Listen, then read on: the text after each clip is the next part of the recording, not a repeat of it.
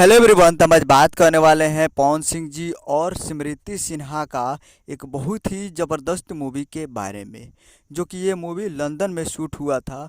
और इसको जियो सिनेमा यानी जियो स्टूडियो के बैनर तले और यसी फिल्म्स के बैनर तले इस मूवी को बनाया गया था, जिस मूवी का नाम है, टाइटल है बेवफा सनम, जो कि आपको स्क्रीन के ऊपर दिखाई दे रहा है।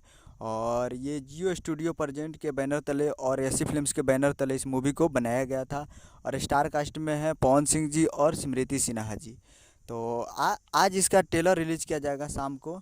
ऑफिशियल ट्रेलर रिलीज ऑन 20 मई 2023 को शाम को 5 बजे PM पे फुल ट्रेलर को रिलीज किया जाएगा।